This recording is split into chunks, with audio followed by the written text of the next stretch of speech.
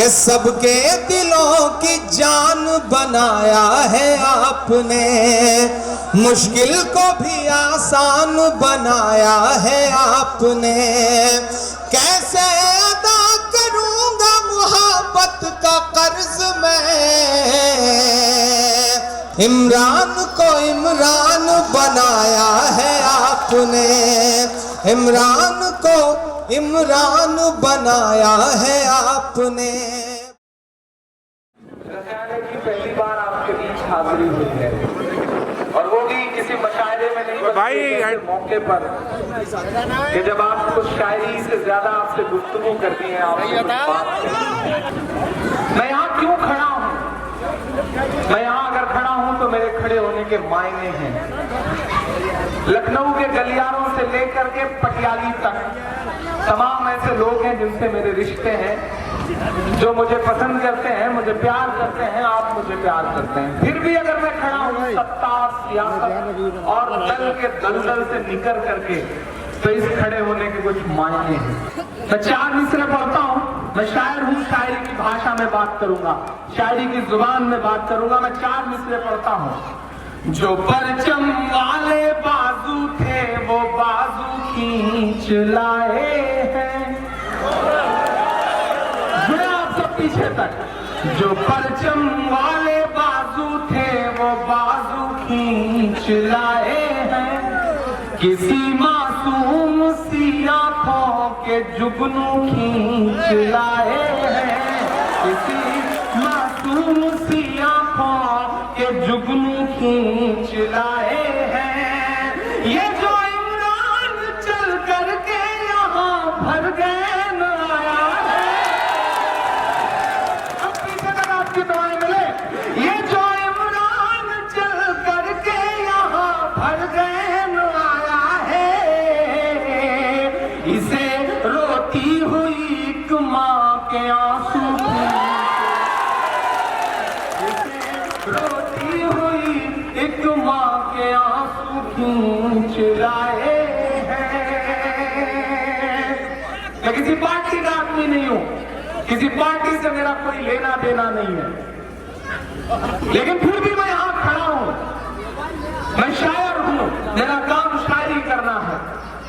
मुझे भी लबो रुखसार, जुल्फ और आंचल की बातें करनी चाहिए। मैं कहां सियासी मंच का आदमी, लेकिन कभी कभी रात की तन्हाई में जब बैठता हूं तो मुझे ऐसा लगता है कि शायर तो समाज का आईना होता है, शायर समाज का आईना होता है और आईने की अपनी जिम्मेदारी होती है।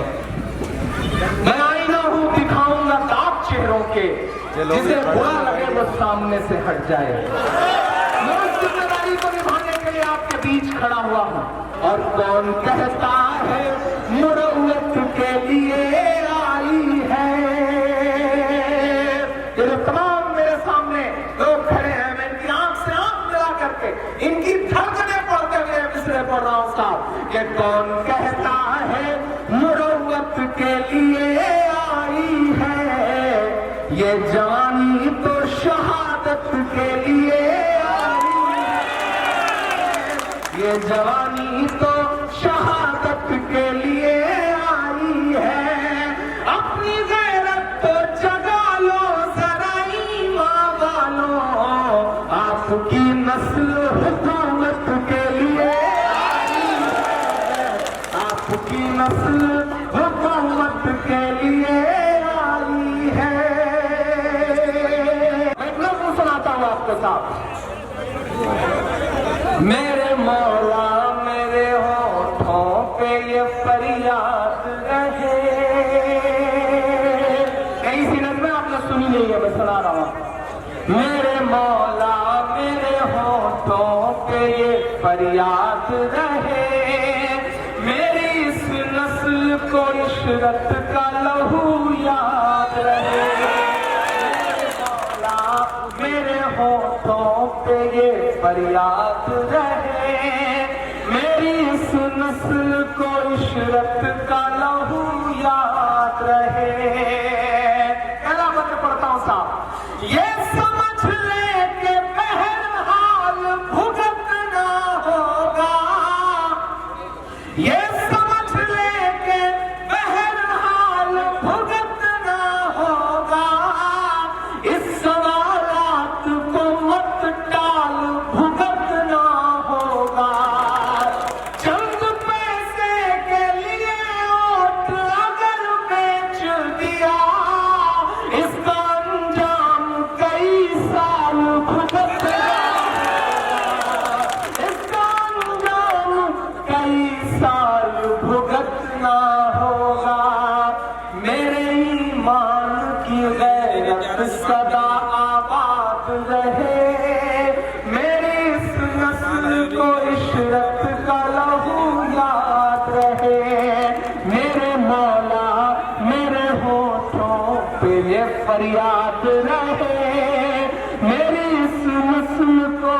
इशरत का लहू याद रहे।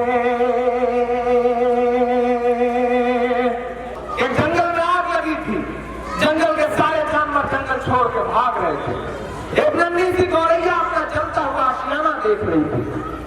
उसे पता नहीं क्या सूझा, वो रोती हुई नन्ही सी गौरैया अपने जलते हुए आशियाने को देखती हुई गौरैया उड़ करके पड़ोस के जंगल में एक तालाब था, उस तालाब पर गई। अपनी चोट में जितने बूंद पानी भर सकती थी उसने पानी भरा, उड़ करके दहकती हुई आग के ऊपर आई और अपनी चोट में जो 2-3 बूंद पानी था वो दहकती हुई आग पर डाल दिया। ये करके वापस गई, फिर अपनी चोट में पानी भरा, फिर वापस आई, फिर दहकती आग पर छोड़ दिया, फिर गई, फिर पानी लेकर के आई। ये करते करते जब वो बहुत थक गई तो पड़ोस के जंगल की एक डाल पर बैठ के सुस्ताने लगी। तो वहां बैठे हुए अजगर ने उससे कहा, क्यों री गौरैया तुझे क्या लगता है, तेरे 2 बूंद पानी से जंगल की इतनी बड़ी आग बुझ जाएगी? तो गौरैया के जवाब को अपने जज्बों में समेट लेना, इंशाअल्लाह भला होगा। गौरैया ने कहा कि मुझे ये बात पता है कि मेरे 2 बूंद पानी से जंगल की इतनी बड़ी आग का कुछ नहीं होने जा रहा, लेकिन उससे भी बड़ी बात मुझे ये पता है कि कल जब जंगल का इतिहास लिखा जाएगा तो मेरा नाम आग लगाने वालों में नहीं बल्कि आग बुझाने वालों में लिखा जाएगा। जो ये सोच रहे हैं कि वो आपको लालच दे के खरीद लेंगे, उनको भी आपको जवाब देना है। मेरी मसलों तुम्हें इशरत का लहू याद रहे कि रब ने बख्शा है जो फरमान नहीं बिकता है, यानी अल्लाह का ईमान नहीं बिकता है। शामिल होइएगा मेरे इस सच्चे मिस्र में कि रब ने बख्शा है जो ईमान नहीं बिकता है, यानी अल्लाह का फरमान नहीं बिकता है। वो जो के खरीदार यहाँ आएंगे उनसे कहना कि मुसलमान नहीं चाहते हो के जो शायर का लवासात रहे, तो मेरी नस्लों तुम्हें इशरत का लहू याद रहे।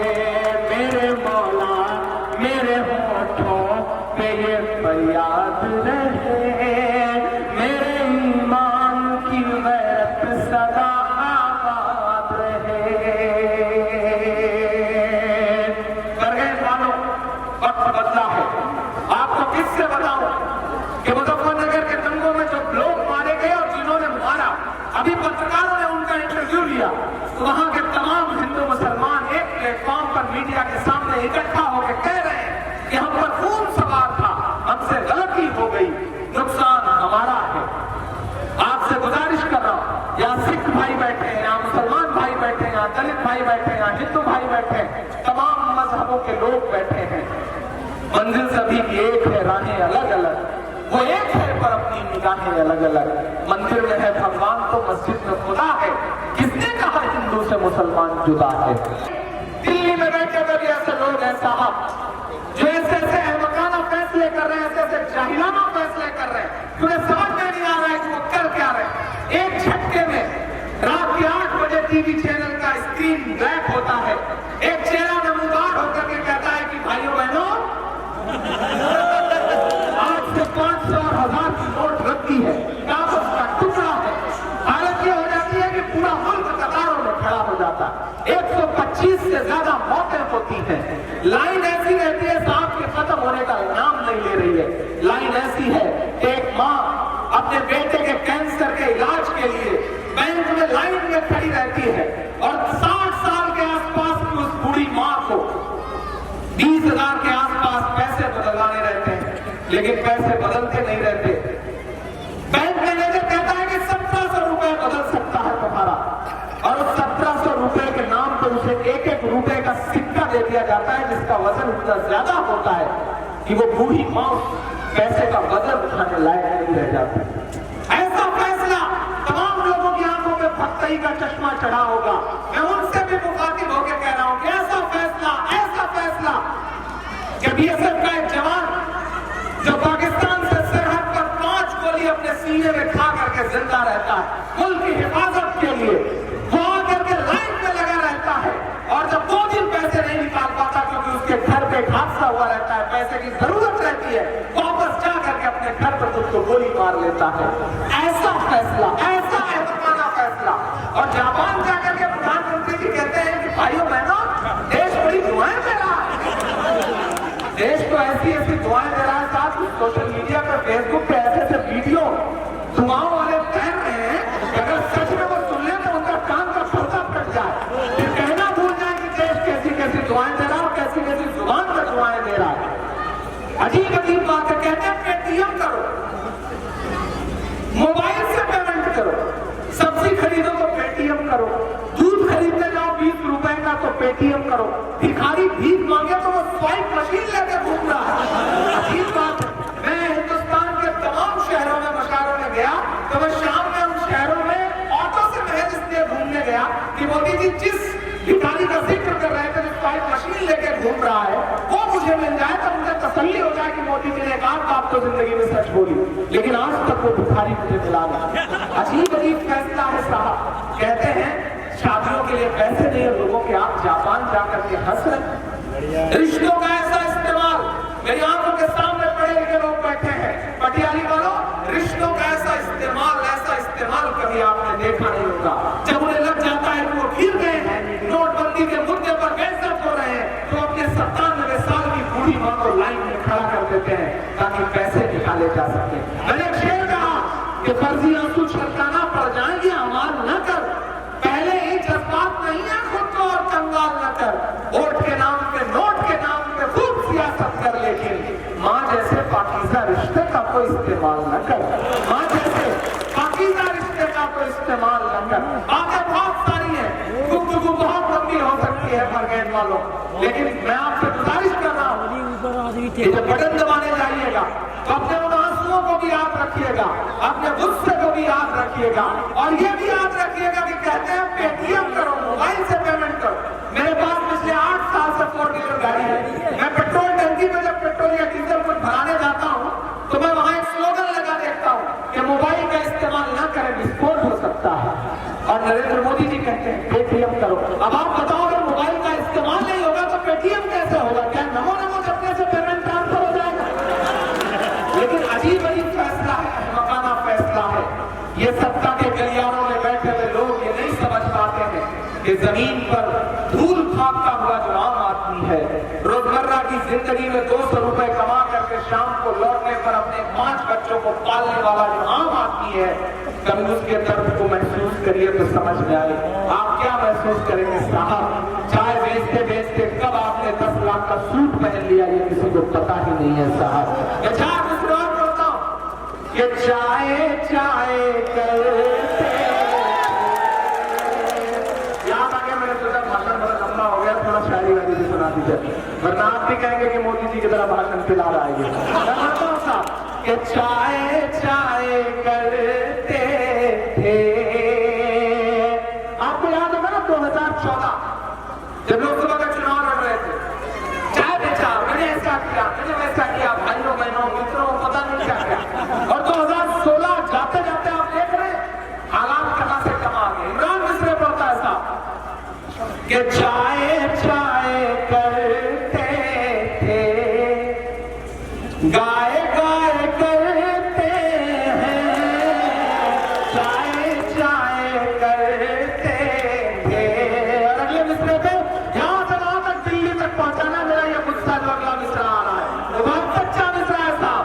आपको याद होगा कि एक मीटिंग में उन्होंने कहा कि भाइयों बहनों मुझे गोली मार दो, मेरे गरीब भाइयों को गोली मत मारो। याद है ना ये जुमला?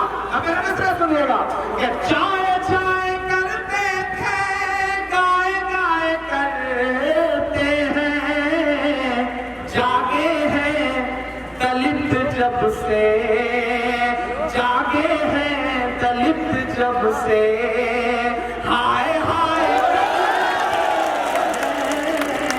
जागे हैं दलित जब से। के आना था नहीं बिल्कुल आसान चला